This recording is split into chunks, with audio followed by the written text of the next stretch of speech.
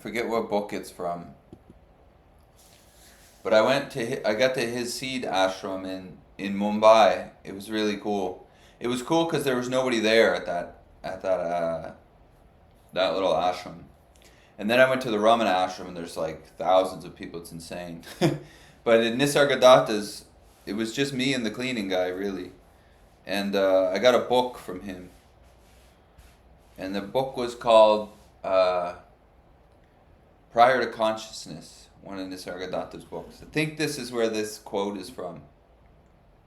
Or this little question and answer thing that he did with this person at the talk. In the book, he asked somebody, when you come here, let me see if I get the language right. He said, after listening to my talks, do you acquire knowledge, or whatever knowledge that you had is being dissolved? And then the person said it's being dissolved.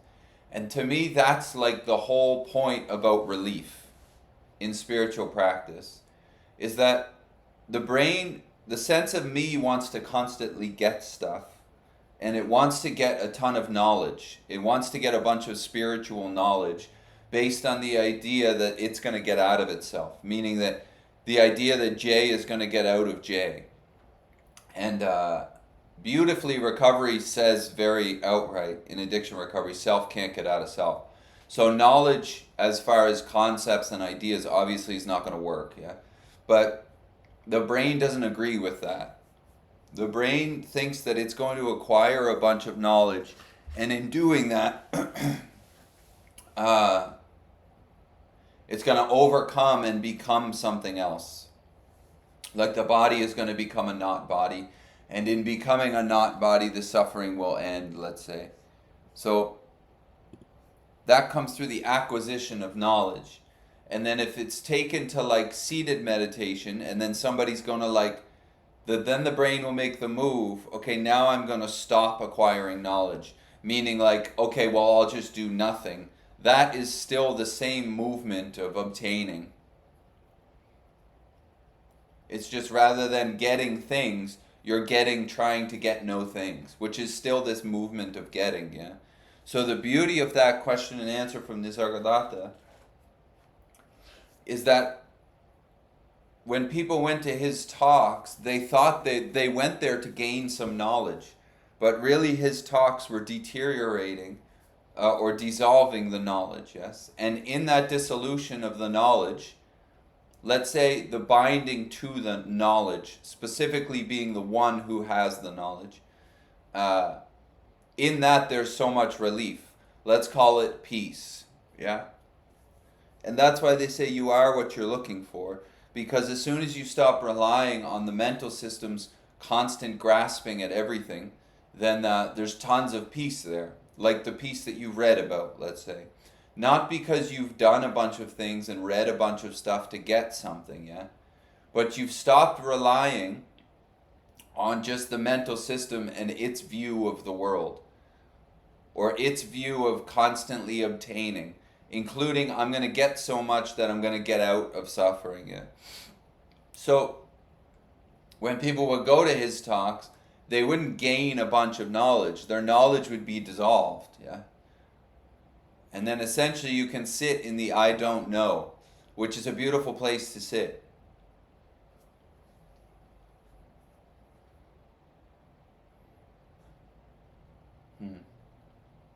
Because what is getting the knowledge in this case is what we're identified as, body and mind, yeah?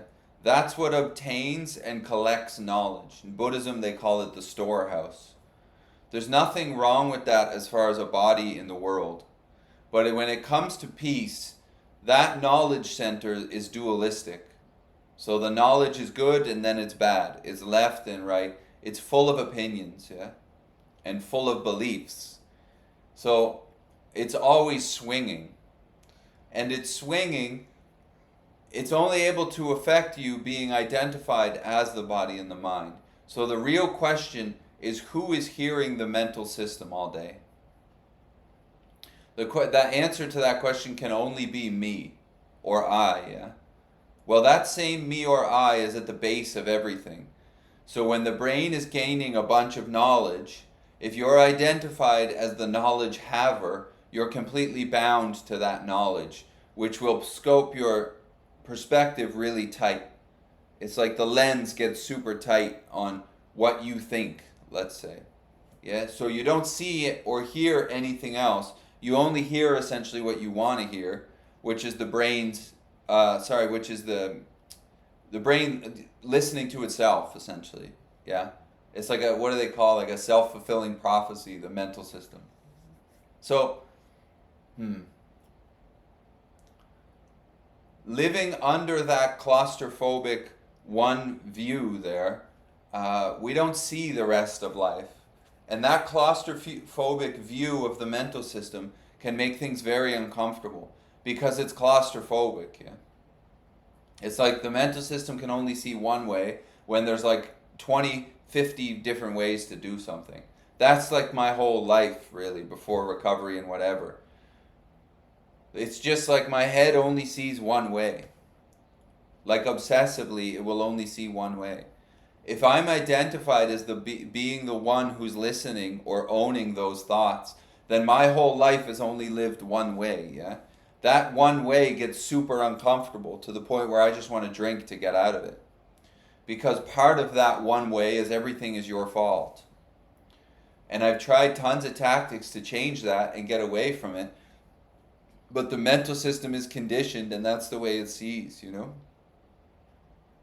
So based on that movement, if everything's my fault, and then the other one would be that I'm less than, my head's reaction to that all the time is to try to be better than, based on the idea that I'm less than, which is false in the first place. But if you're listening to the head as the head, you're gonna go with it, yeah. So if you live under the core belief that you're worthless, your whole life is going to be spent trying to be better than everybody, and that'll probably make you super judgmental. That's what happened to me. So if I'm identified as the mental system, which is gaining tons of knowledge, whether that be about accounting or about recovery or about spirituality, it's going to pin me in its conditioned view, which is you're never going to get there, you're not good enough. It's a move that it makes. Yeah, so I tried to change the view of the mental system. I tried to reprogram it and try to get it in not seeing that way, and it just kept failing and failing and failing. But the view or the fact that you're not the mental system, that works. Because you can leave the game of trying to change things constantly, and you can just start looking at who's the one who's hearing the mental system, and that same one is the one who wants to change it based on being the owner of it. But if there is no owner of the mental system, then the want to change it would totally be negated in many ways. And then you would just probably be hanging out, yeah? You'd stop relying on the mental system, the listening would stop being directed only at the thought system, and that would open up a lot of space for, let's say, other ideas. And in my case, any other idea is pretty much better than the one my head is going to present. Because I come from the world of recovery, and my head just loves to put me in weird places. Just weird situations, you know? So the thing from Nisargadatta is very beautiful because I tried to gain knowledge for years, trying to stop suffering by learning my way or reading my way or trying to like fidget my way out of myself. And that didn't work because what was trying to get out of myself was the sense of self, and it can't get out of itself. You're not that. That's the whole point. So as soon as the mental system goes and makes a move, you can question who's hearing that mental system. The answer is always me. Yeah? You're not that thought me because you can also hear that thought me. Which really neutralizes the whole thing for a moment. That would be called a pause, yeah? This whole thing can stop, and yet what you are is still there. Open listening is still there, even though this whole thing can stop. It happens every day when you go to sleep. This whole thing shuts down, yet what you are is ever awake, let's say. So the tactic of gaining a bunch of information and knowledge is not so helpful. The movement of negation, to me, is super helpful. What's trying to get knowledge is not what you are, because it will never get enough knowledge. The sense of you and me is like a getting factory. It just wants to get more stuff. Knowledge being one of them, yes? Spiritual knowledge. But what is collecting that knowledge is not what you are.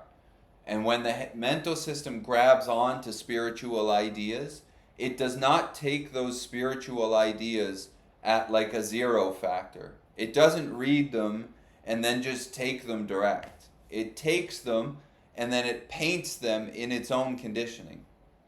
So then I read something, my head immediately, you're not doing this, it's just mechanical. The head immediately paints that idea with all kinds of J ideas.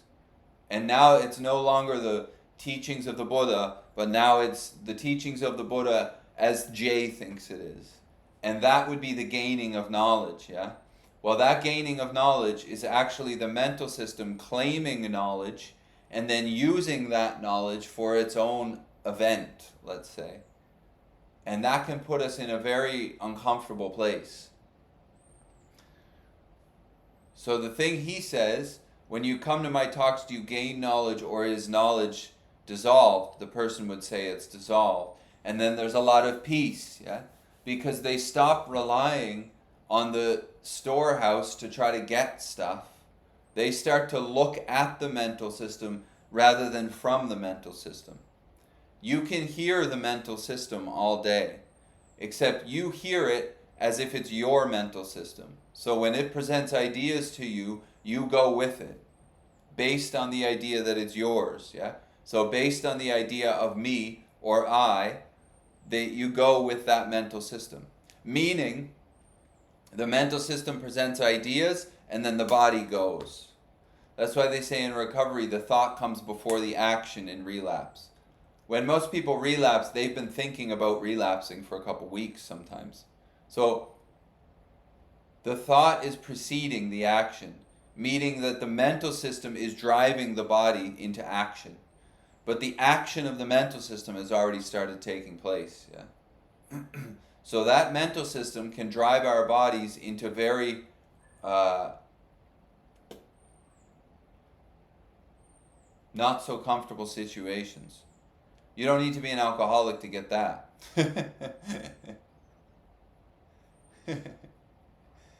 Yeah.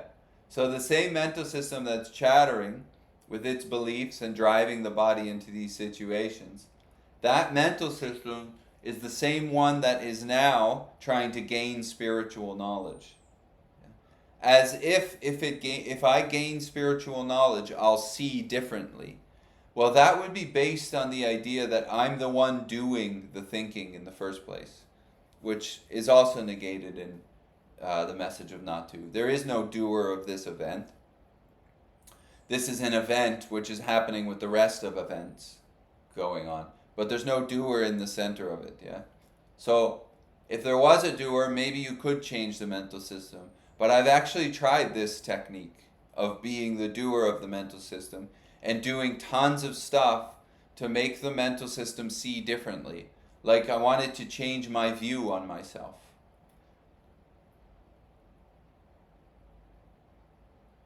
And doing that through effort and knowledge failed really badly. It got better for a bit and then it swung back to the old habit patterns, yeah? Those old habit patterns still present now, it's just that you don't go with them anymore. And when you stop relying on them, they present a lot less. At least that's that's what's happened here. So, now that works. So the negation of what you're taking yourself to be, when your head is talking and you ask who is listening to that head, and then the answer being me, rather than identifying with that me, you don't grab at that me. You see that me as not you. Yeah? And that really changes things, including my view of myself. So gaining a bunch of knowledge and putting in a bunch of effort actually reified my attachment to the conditioned core belief system, which was killing me in the first place. Inquiring and negating who that mental system is arising to, negating it as what I am, not denying it, but just not grasping at it, then you see the mental system rather than see from it. Or you listen rather than listen to it. And in that, you can see how the mental system is distorting your whole life, including its view of itself, meaning your view of yourself. And that will change your view. Not through a bunch of effort, but by seeing how distorted the way you were looking was from, yeah? So it's really this thing about staying in the listening rather than listening to. As soon as you listen to the mental system, you're identified as it. And then there's a sense that you're the doer of those thoughts. But you're not the doer of those thoughts. Those thoughts are all conditioned.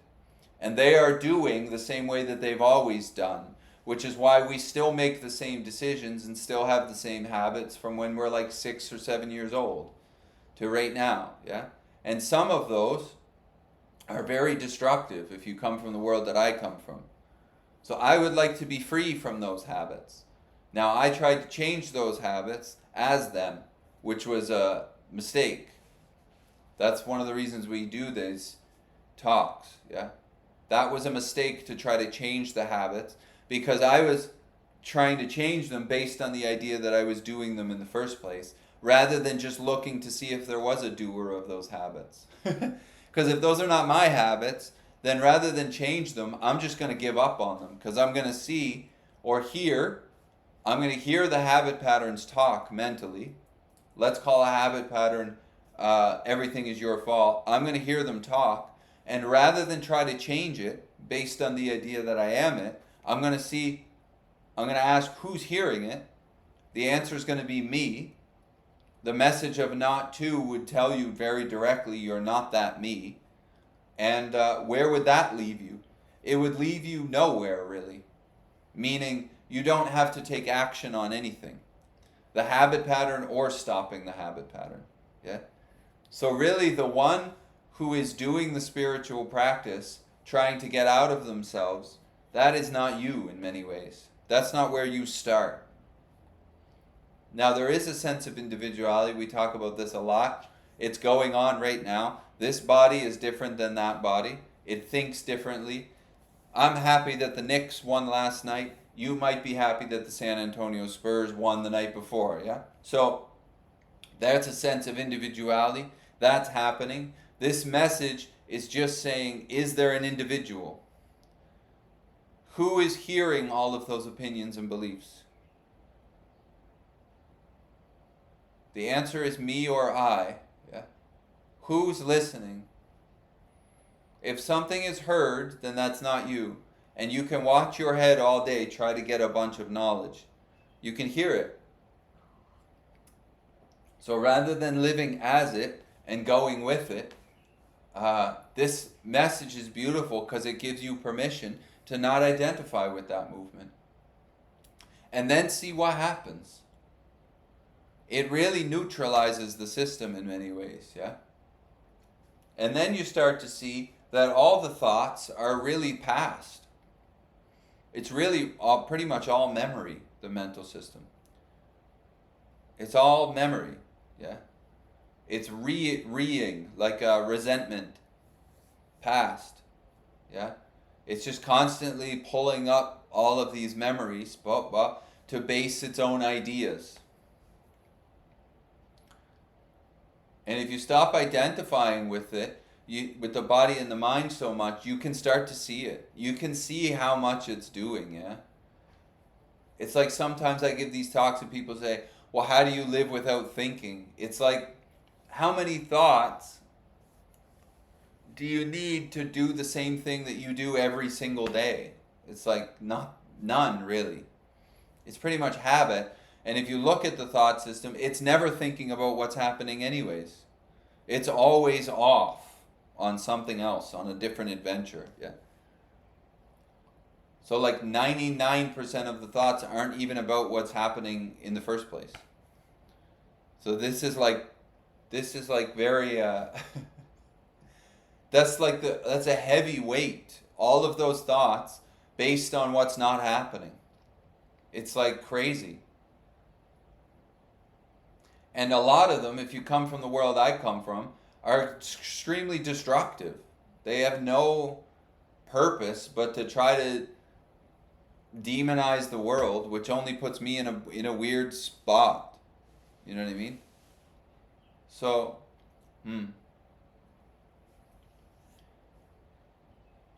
So the gaining of knowledge in any form, the question's really who or what is gaining that knowledge?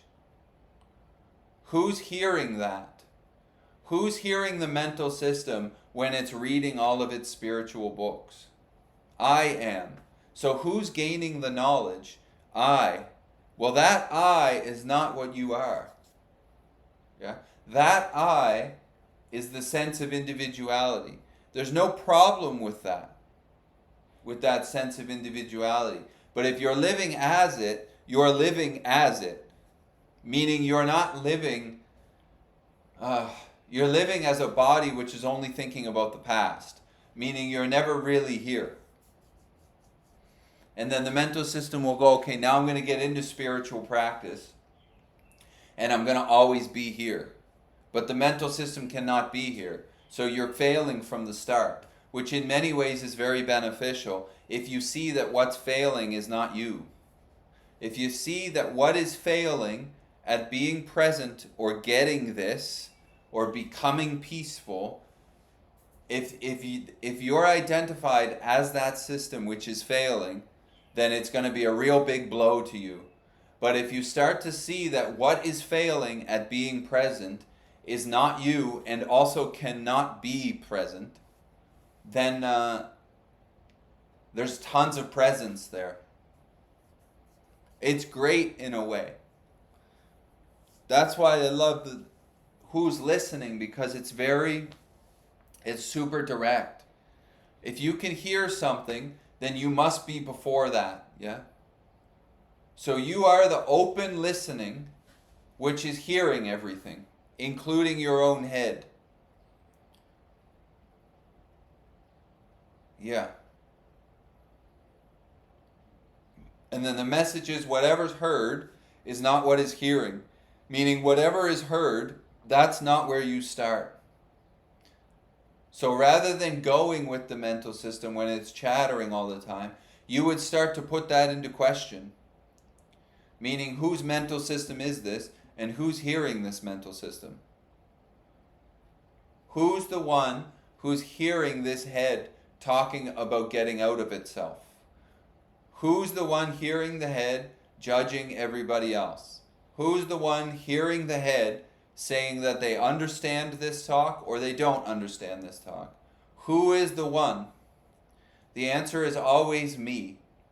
Now, Buddhism says there is no me at all in the first place, but that me sense can be investigated quite deeply to see if that's right or not. Because if there is no me, or if there is a sense of self, but there is no thing like a nugget inside of the body called a self, that would be good to know, because your whole life is based on that sense. The whole life is based on the idea that this body is separate from that body, and that being a fact, or let's say that being reality. Well, this message is saying quite outright that's obviously not reality. Okay? But if it is, then your whole life is based on that. So it would be very good to see who's listening to that mental system. Your head is always going to claim it to be I, me. And you can hear your head say me. That opens up a lot of space, because the next thought your brain has, you just say, who's hearing that? Me? You also hear that me. Yeah. It's really quite unbelievable to not have to grasp on to some thoughts, no, to any thought, to any belief, to any concept. You don't have to grasp onto any of them. And then the one who's not grasping, you don't have to grasp that either, because that's also not what you are.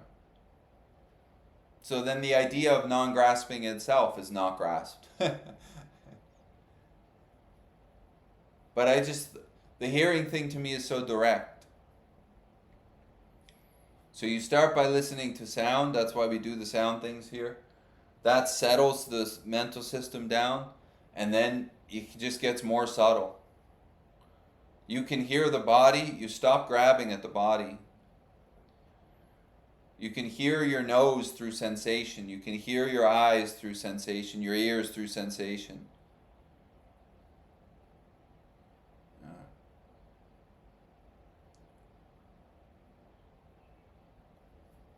Yeah. All right. Let's see if there's any questions here.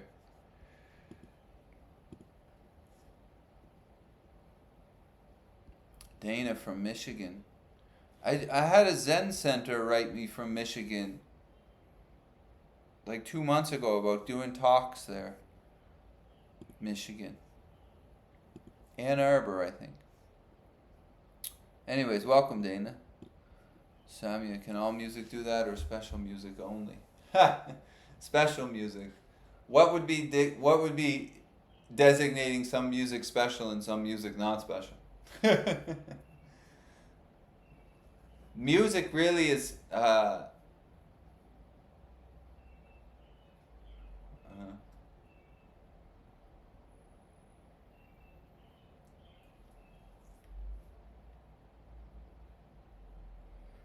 I feel like some music is more helpful to calm the system. That's why I use drone, long tone music a lot, because it helps calm the system. But also music that moves a lot and is quite frantic, that type of music can make the brain quite frantic, because the brain is chasing it around, yeah? The brain is kind of like following the music in many ways. So if the music is more like long toned and a little bit slower undulation, there's less for it to move. So it can the brain can settle more and focus on that. And then you can see when the thought system comes up. So the listening can get more subtle, you know. But music in like India or even in Sufism and stuff is known as like the primary way for meditation as far as like settling down. In Nada Yoga, they listen to a sound in the ears and stuff. But that little buzzing of the nervous system is always there anyways. So that can be listened to all the time. It's like a ringing of the whole system, of the world, universe really, but yeah. But it's important to remember, I feel, that if sound and music are not used as a way to settle the system and then move into inquiry, then the system might get settled, but when it goes and gets jacked up again, which it's gonna happen because the mental system and the body are going to keep changing, you're going to go with it. So really the point of the sound stuff is to settle the system so that the inquiry can happen to who is listening to that music. So that you can see that the true listening, let's say, or what you are open listening is before the mental system. So that when the music's gone and you're just in life and the mental system starts going, you don't go with that mental system. But if most, like 99% of sound stuff now is people think that the sound is going to fix them. That the point of sound is to settle and focus the mind so that that mind can be inquired into. If that doesn't happen, then you're still just living as the thought system. And then the thought system's always just chasing good, quote unquote, good music and trying to get away from bad music.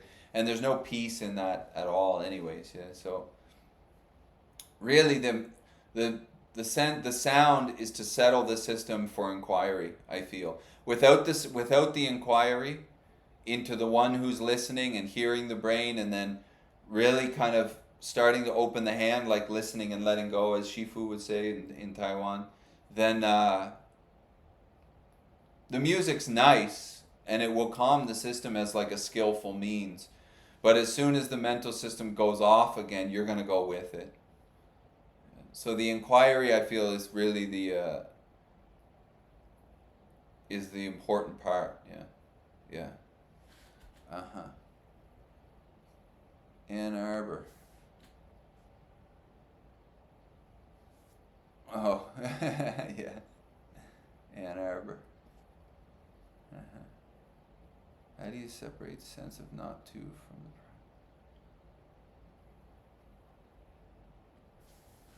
from recovery? Oh, recovery is for the individual, yeah. So, the sense of individuality. If you have the same thing that I got, which would be called alcoholism, then you need to go with how can I say? If you got what I got, you need to go to a program that keeps the sense of individuality turned down, essentially, so that it doesn't go off. Let's call the sense of individuality J, yeah? Well, there's a sense that I'm doing the J, meaning that there's a doer of J. That's part of the sense of individuality, yeah? So, the message of not to negates that there's a doer, meaning that what is happening as far as J, there's no seed in the center of it, which is a thing which is doing all of this. This is just happening, yeah? There's a sense that I'm doing it. But the fact is that this is happening based on conditioning. Now, part of that conditioning is alcoholism. So, it doesn't really, if you know that you're not inherently the individuality keeps going. That's why I was saying the ideas and the habit patterns which can be super harmful, like the ideas that I'm less than, for instance, those can happen a lot less, but they still present every once in a while. So, essentially the individuality has to stay in the program that keeps it tuned. Now, you're still not the sense of individuality, but the sense of individuality goes on. So if you want, as a body, to keep this life from being absolutely exploded, then it would be wise to stay in recovery, do the steps, yeah? To keep that individuality turned down. If the volume of the sense of individuality is too high, like anxiety and freaking out, you can't inquire into the body and the mind, because the system's too loud. So the system needs to be turned down first. And if you got what I got, the best way to do that is, in my experience, Alcoholics Anonymous. The 12 steps will turn down resentment, turn down hatred and anger and things, so that you can then inquire into the one. Yeah? But they have a word in recovery, which is the word self. Yeah? And that word self, they're very clear in the big book, you're not that. Yeah? The whole recovery program is based on that. Mostly on self-centeredness. The focus is on self-centeredness, yeah. This is why it says in the big book, it says like self-reliance will always fail you. If you're relying on the mental system, it will always fail you. Or any life run on self-will can hardly be a success. That's because self's will is conditioned. So it's going to go the same way that it's always gone. Like, you can probably notice that in your life. You could have $1 million and be a CEO, and yet the mental system will still have you in the position of worthlessness. Yes? So that mental system will keep going and seeing from the view of its own eyes, despite the fact of everything else happening around it. Yeah? So that is the sense of individuality being conditioned. That sense of individuality needs to be tamed, especially if you're an alcoholic. But if you're, let's say if you're a yoga practitioner, now yoga is not followed like this. It's very rare that this happens anymore. But yoga is a discipline of the body and the mind. The reason for that discipline is to turn down the volume so that it can be inquired into. Yoga is rarely seen as a discipline. Now it's like a hobby that people do twice, 3 times a week, and or whatever. But yoga really is practiced front to back in the day. So the settling, the inquiry, the embodiment, all of that would be practiced all day long. That does the same thing for people as the recovery program does for alcoholics, which is essentially to neutralize the individuality and turn the volume down. Yeah. But there will never become a day when you become so quote unquote enlightened that you'll stop going to recovery.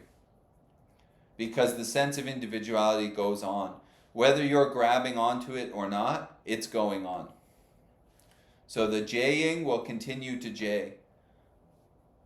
I can know, let's say, or whatever knows from before it that I'm not J, the Jing goes on. Yeah. I don't know if that helps or not, James, but we'll see.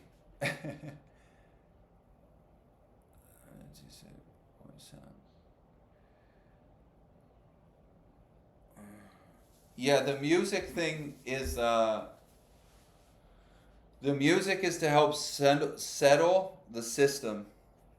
So the mental system, and to help relax the body so that it can be inquired into. That's why we do the sound of one hand things. That music is not really, it's not made for entertainment. Whatever comes through this, it's not like a stage show, as you can tell. Yeah? I'm sure if you come to those.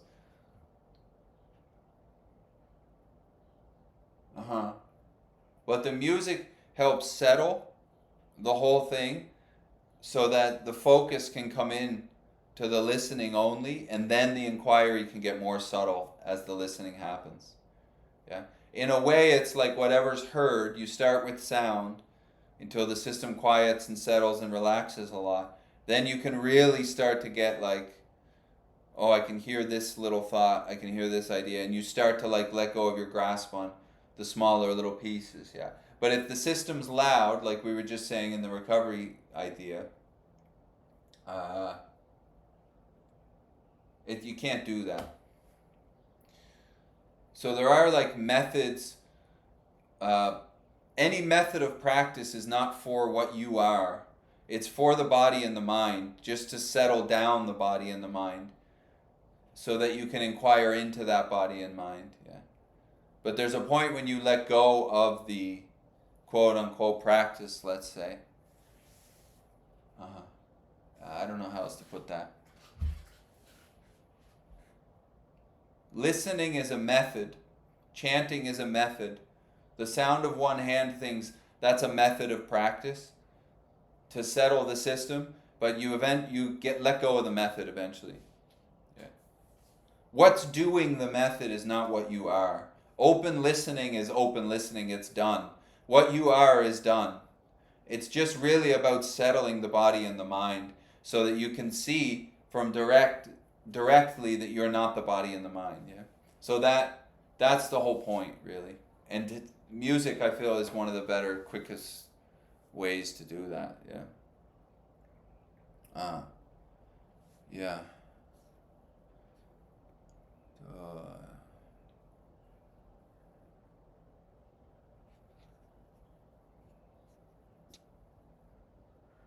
Oh, Kara, welcome from Utah. Maybe the music that can settle the mind. Well, I wouldn't rely too much, Samia, on the mind settling for too long.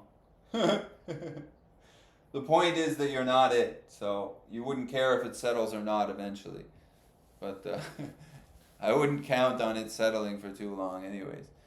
This is an anxious system. It's just, not that I'm more anxious than other people. This system of being a human is anxious. It goes right or left, up or down. It's just that.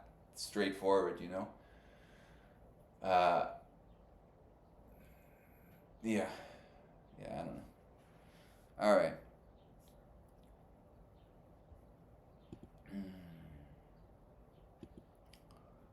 Ooh. Well, if there's any other questions, feel free to ask. Otherwise, maybe we'll wrap her up there for today. There's something else. Dharma Recovery Group. I don't know what that is. Dharma Recovery Group. I used to go to this other thing sometimes called Refuge Recovery, but people kept relapsing. So I stopped going there. I just stuck with the program that worked. The thing about a lot of other programs, I feel, opinions.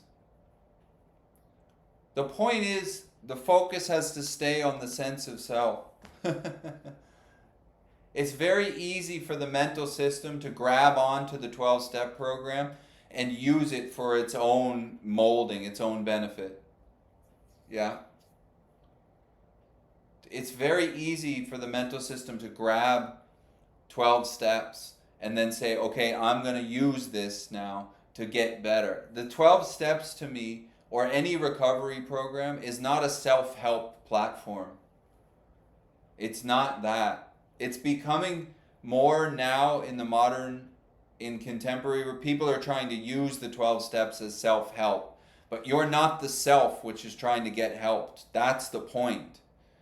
So the programs that have been offshoots, I feel, are sidestepping in some ways the point of recovery, which is a complete focus on self-centeredness and not relying on that sense of individuality. Because the sense of individuality is conditioned, and if it's got what I got, part of its conditioning is alcoholism. So if you listen to the mental system, you think that you're listening to your thoughts, but you're really listening to alcoholism. That alcoholism is called J. That's why self-reliance will fail you. Because if I listen to J, it ain't J, it's alcoholism. Yeah?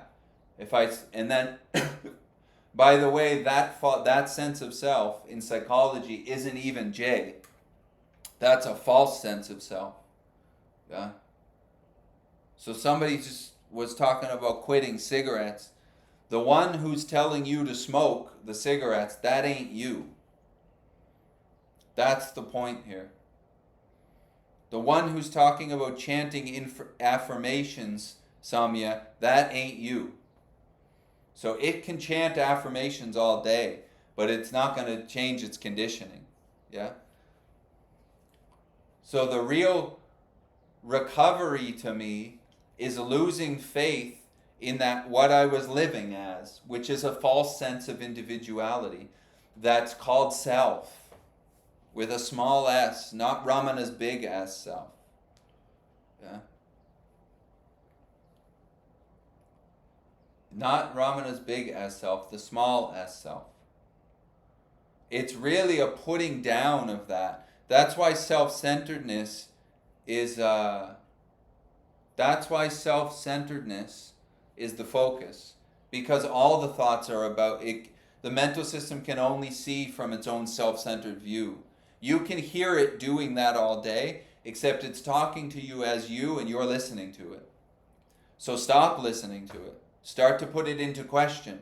When your head goes, I need a cigarette, who's hearing that? I'm hearing that. Well, that I is not what you are. That is self. And there's an idea that self should be looking out for the body. But in many ways, the mental system is trying to destroy the body, especially if you come from the same mental system that I got. Mine wants to take this structure down. Yeah? Based on it being worthless. That's what that movement is based on.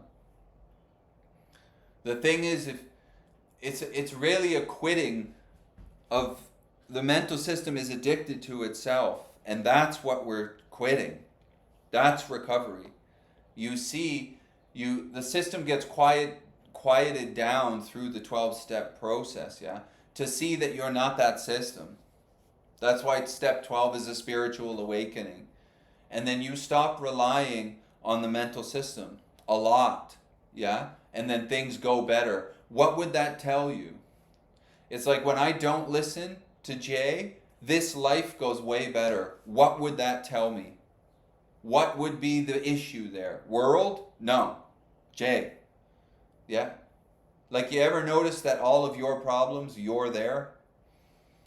So there's one common denominator in all of my problems called me. So then then the head goes, okay, I'm gonna change me, but it's not doing me in the first place. So the message of not to and recovery gives you a beautiful idea. You're not that me. So stop living as its ideas. And then this goes a lot better. Because the me that you're identified as, that's a false sense of me. I mean, they even say that in psychology. So it's not about changing the me. Am I that me in the first place? And if you can hear it, which you can, because it's talking to you all day, what's hearing the mental system? What's hearing it? There's obviously some open sense of listening. And then your head goes, I'm hearing it, and you can hear that because you're before it all the time. It's unbelievable. It's unbelievable.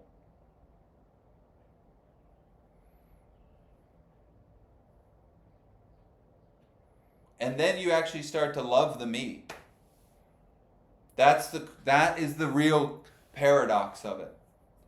So if I'm living as the mental system, which is seeing the world through a view of I'm less than, I hate myself, yeah? If I stop listening to it, I immediately start to love. It's embraced, really. Not by changing anything, but by seeing that I'm not the thing, yeah?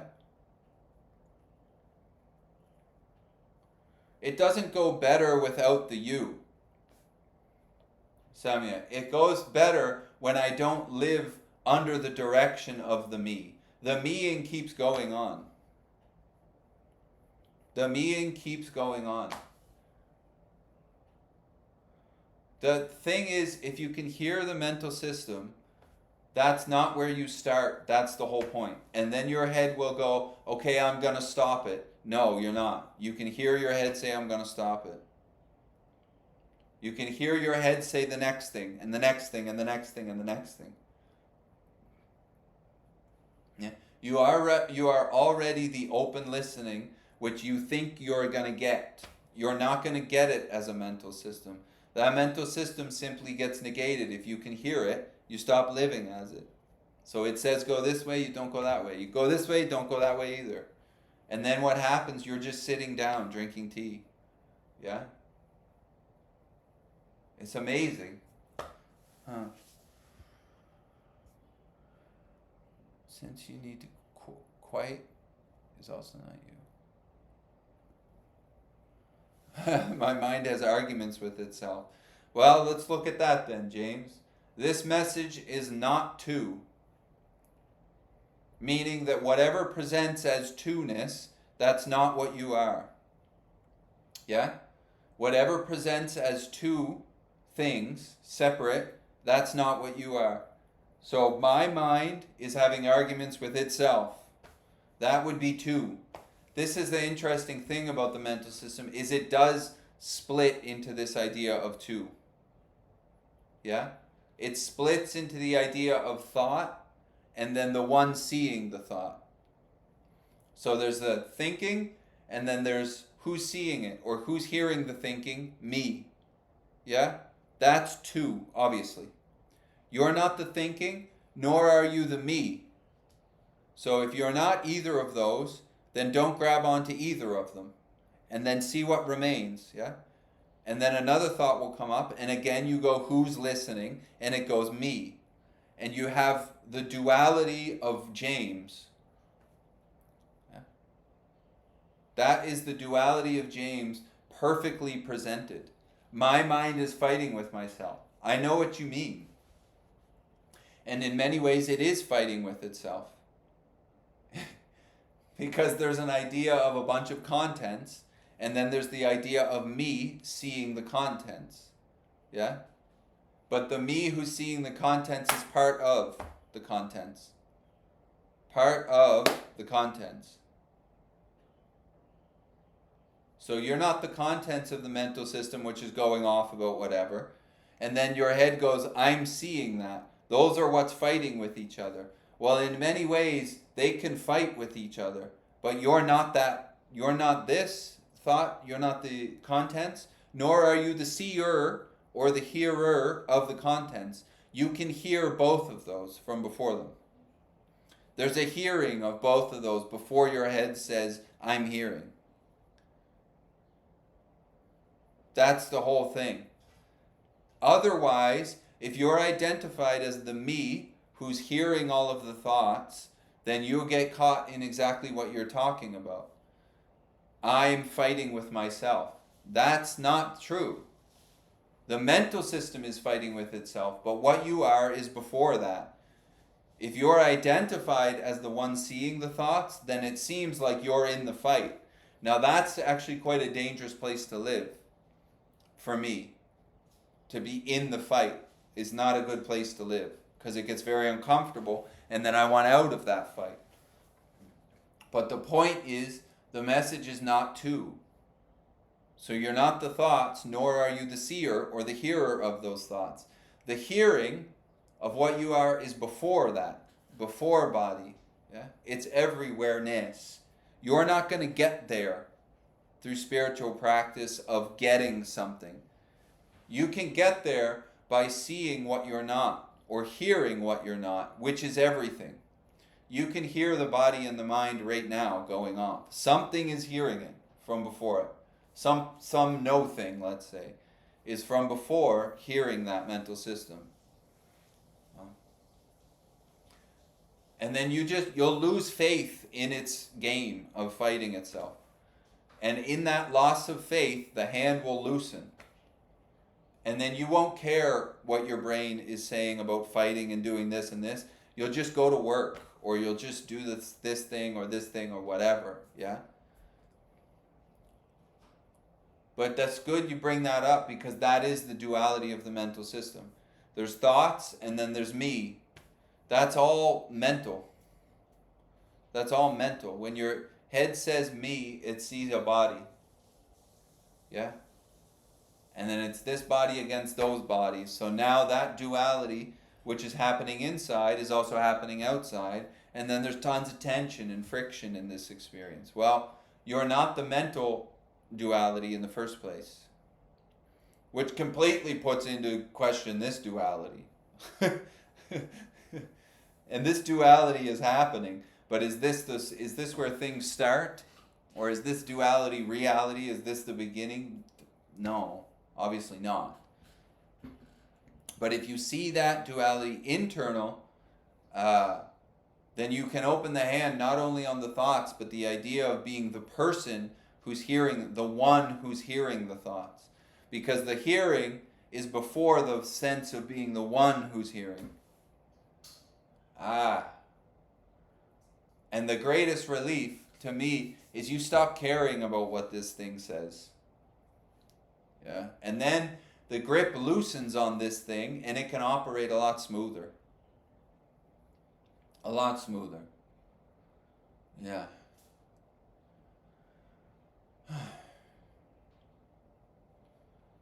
Patsy. Sticks is me from another medicine. There is no peace in it. Only peace or mind.